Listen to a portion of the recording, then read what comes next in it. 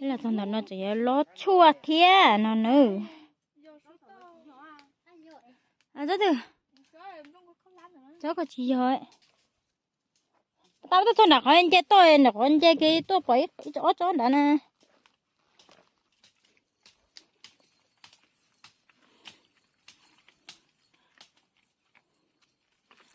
Bé lò một trẻ nữa, bữa sau mà thế thì tiền nữa, bé lò bữa sau lò, bé lò bữa sau lò đó nó, lò tao có lò trong tao lò đó nó. Giá này chỗ mình đông cái mẹ nó rồi.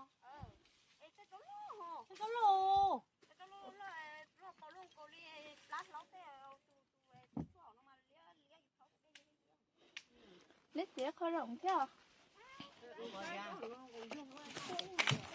Nè, cái này không đắt tiền, cái này không đắt gì nè, tụi nó nó thịt bao, khe cũ nó mang ta thịt tiền, tên nó có lên nhiều cái gì á, tên nó.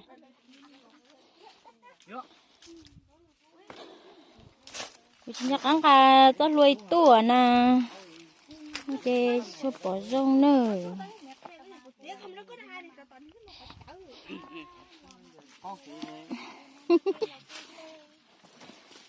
Con ra kiểu nó chia cái mong cái mình đi nhìn to mà nhìn tinh cũng thật kiểu chua ơi nó thật cũ cả Thì nó bỏ lên giờ tới xì kìa, nó to lấy cho chắc thì chua bẹ, thì chua một thau đầy hào nó nơ làm thì một đắt chợ.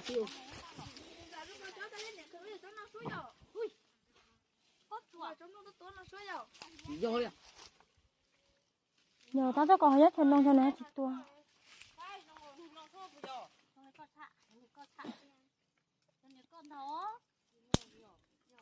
Cái tôi tiệt chua một lát chợ, nó thì xã tàu chua một lát chợ mà xong tại đó của nó, xong tại đó họ của tôi phải xin bu.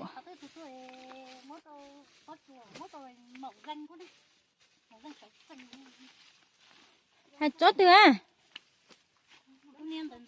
Hai chó một rồi, chó y, chó nhiều chó phải một rồi nó hơi, nhiều lót tụi nó hiểu tụi lo tụi nó hiểu tụi lo, tụi nó tụi lo chia tụi mẹ bé cái nào có chữ đâu muốn à, tụi nó tụi lo.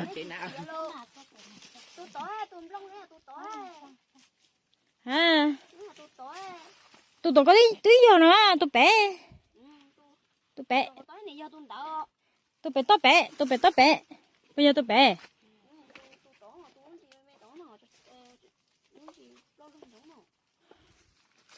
một dĩa rồi, tụi bé to bé người tí giờ, tụi bé này nè, bé to, bé khỏi cái dép bé. Nên bé tăng dĩa có một dĩa là ha.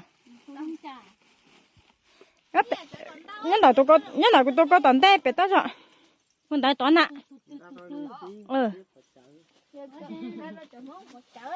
Cho một lát chợ cho kẻ chợ hả?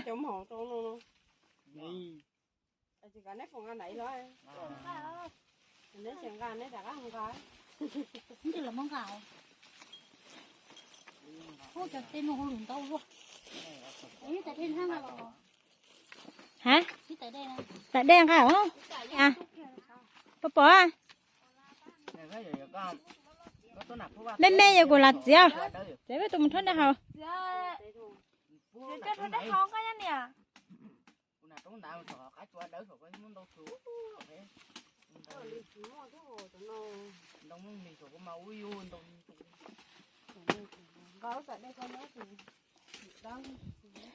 Bây giờ là một trẻ lo. Bây giờ là một trẻ.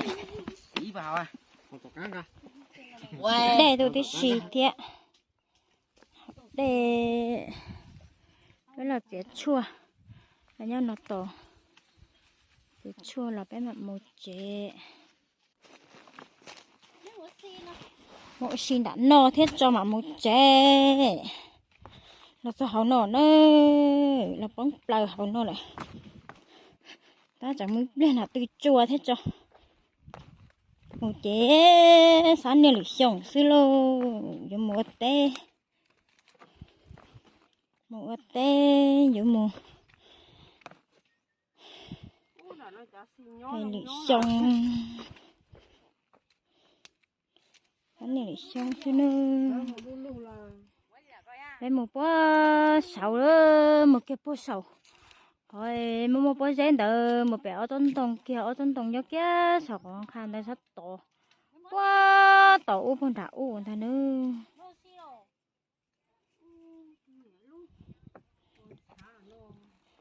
Mua xì. Có xế thì tia lìa là tôi thôi bé tôi xế tôi trong học bé nữa mà.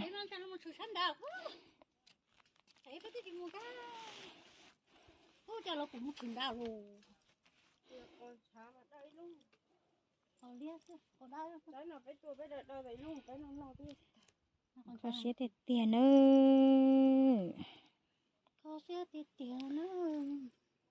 Tiền này em không có vay. Là khá tôi lo tất kệ vô. Là khá tôi lo tất kệ là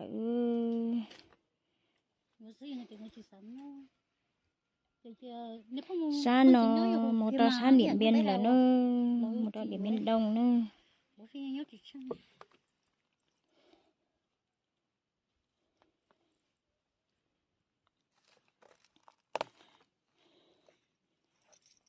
Bé ta cá lò một chè là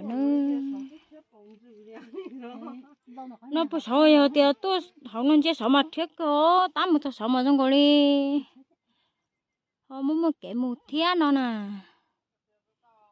đây của ta hay này đều bây giờ bé người nè phá bớt chùa rồi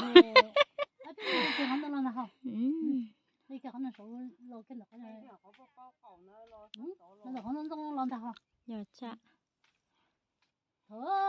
dù cho lần đầu bé tua mà tôi giờ học tay tổ bé nhon nhon à như bé tôi cho lệ thấy nên tôi tuổi cho nên thì có xé mồ bé mặt bé thả một lần trâu cái bé chỉ khối nó cho có chỉ điều có trả ra cái xe thì tôi sống phần con rồi tôi cũng cho sợ nó nên cho sáng những lần con đầu nó bơ thảo y nó quá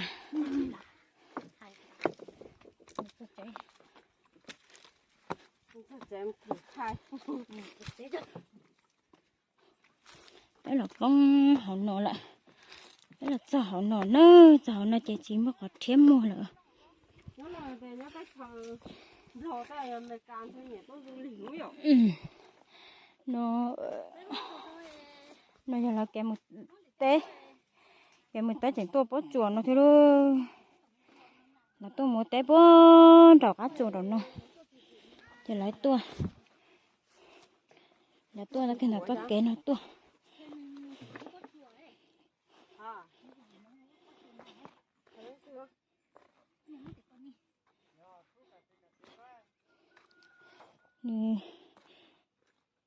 là tôi kén nó một té đồ săn đỏ cá chuột đỏ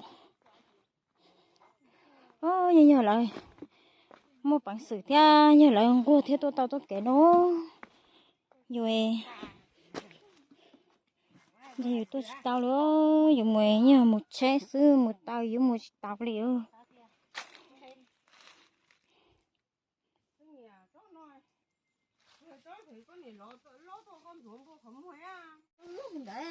bé là chó đó bé là chó kêu cá chua rồng cao tuyệt tiêu chó tao thấy chó trôn này mà rồng cao tuyệt tiêu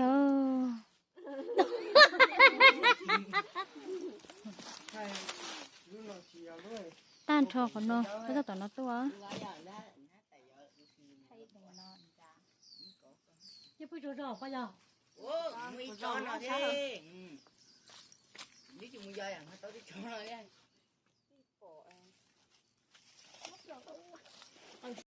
tôi sợ nó sẽ rung thuốc phát tôi sẽ bây giờ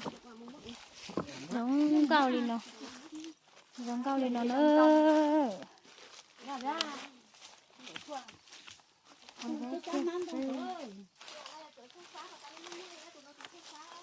tụi con mà tụi bé bạn nhỉ vậy nhỉ tụi con tụi sống mà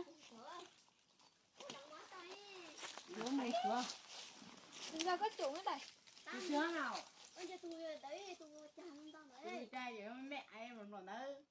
vậy rồi trẻ bây giờ nè là mốt chua sạo là mốt chua sạo Đưa tao. để lúc nào để lúc ta vẫn Sao? Giờ chị. Lúc đấy lúc. mà nó trên đâu coi chắc có bơ đó là cho cái hậu tay chùa nữa đừng có đừng có tiền cái thì tôi mà tôi thấy đốt của nó mà đừng có tiền không tay tay cho nó sai đừng có cửa nó tôi mua xe tôi phải mặc cho nên tôi nữa Giờ này kiểu tao không một chẳng nghĩ lắm mà. em của tôi kia nè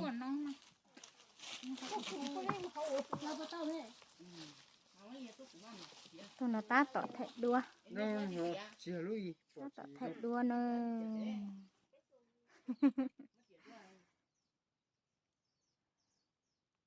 thẹn đua trong chết sai lửa nu ở tệ xứ nữa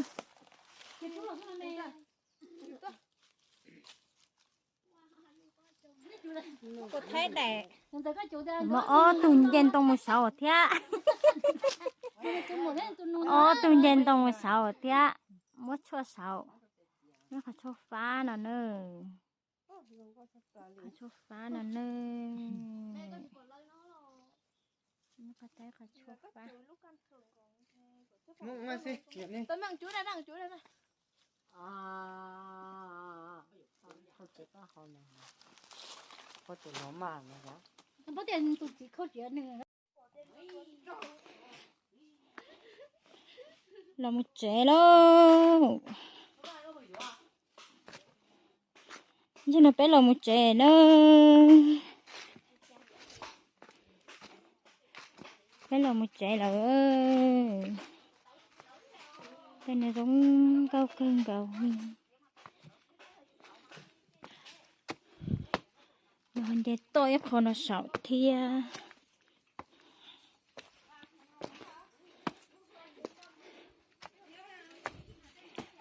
rồi cho nó tiền nọ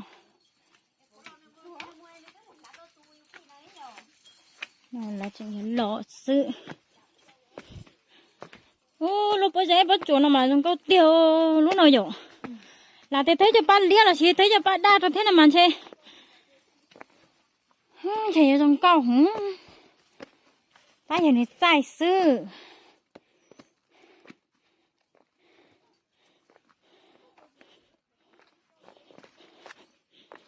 cái này chỉ bỏ vào này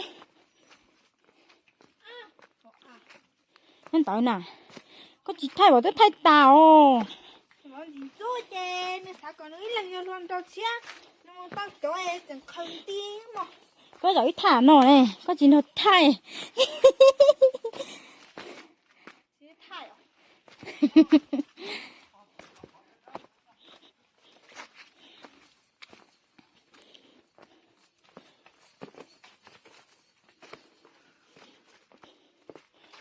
trò chua nó nhiều trò chua này Đúng suốt gì? à Đúng suốt gì? đúng không thật đẹp à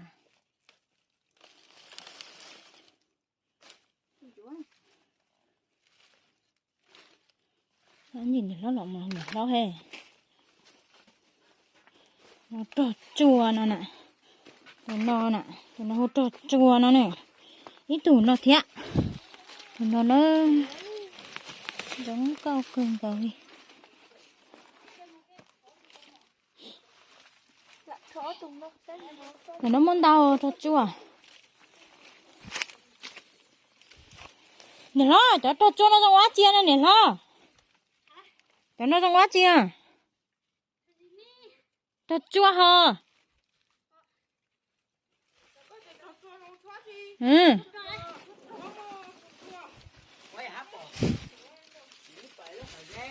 tôi chả cứ cho thế tổ nó để họ nó họ tưa mua lúc họ hỏi cho cái nồi cho cái nồi Thó tôi cho mùi. Giờ của nó dơ tháo lâu nó còn nó không mất đùa nè ha. thôi sột luôn hả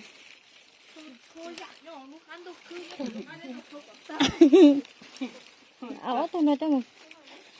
Nó còn nó không mất đùa. có chỗ chỗ nhà cái chỗ này chỗ Nhiều vậy. chỗ nhà lia lia Nhưng từ nó ra có rồi đây thế lô. Coi. Coi là nó có tàu coi đi.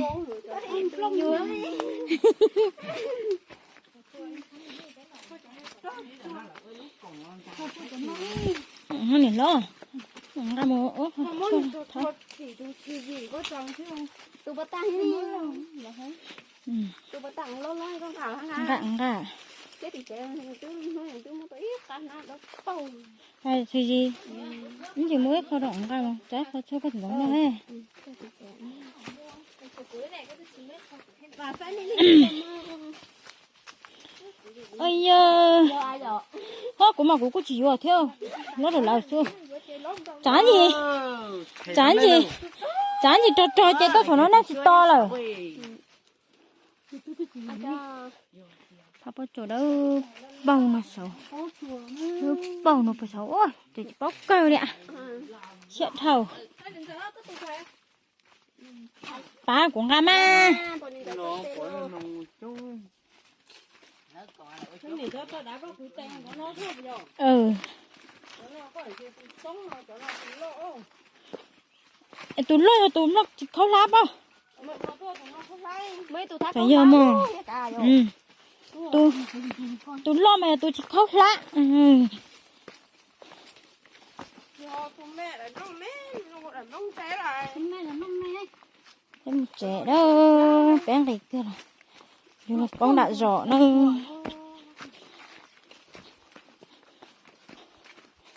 Nó thì hiểu tua mà sao đỡ. Cho bé mà cho tua nó. Nó thì hiểu tua xí cho nó.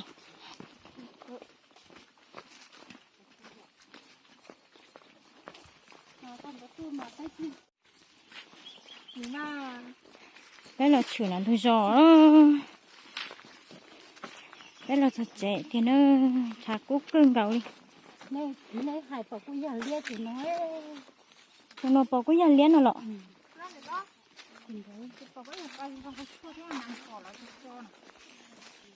Có tí lọ. Đấy là chuyện là thôi rõ. Là thật trẻ. Là cho kia là thôi rõ ta. với con đời móng cái kha Cho nó thôi rõ. Nhưng mà tỏ trẻ là nữa. Đấy mà thật mà. Cái này thật ta mà bé chẳng quá đặt trẻ thiệt.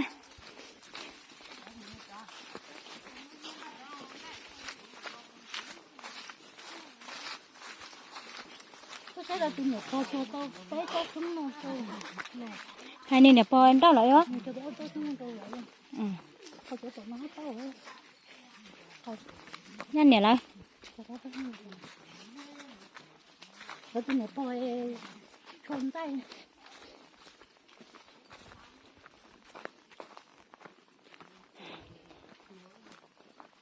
Cho cháu lên theo ly nè. cho tới rồi không cần Không cần cho nó lọ.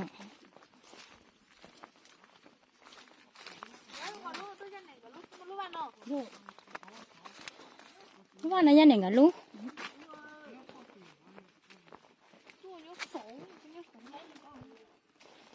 Tao có bó sầu. tôi nhớ số không Tao cái sầu luôn. tôi nhớ số không Trong sầu lò non ta.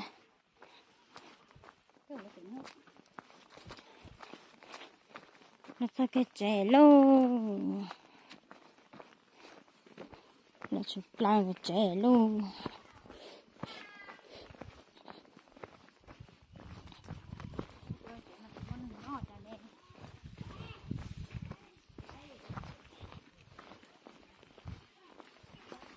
Nãy cho tao cháy tao kia rồi. lúc ăn được nó như lúc Lúc thanh trả rồi. Lúc ra bên này không được lúc không còn lúc.